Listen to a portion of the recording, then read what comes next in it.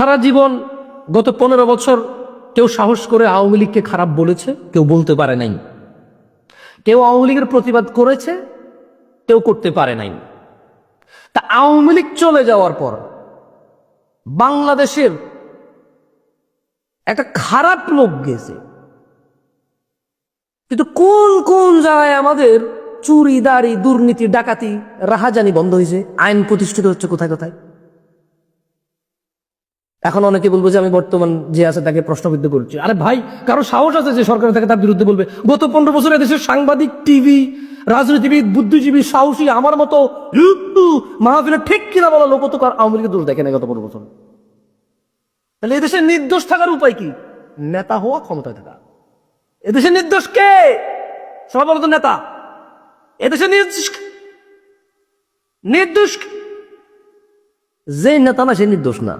যতদিন এদেশে কেউ নেতা থাকে ততদিন সে নির্দোষ থাকে। দুদক তারা দেখে না, সাংবাদিক তারা দেখে না, পুলিশ তারা দেখে না, র্যাব তারা দেখে না, কোনো প্রবলেমই পায় না তার।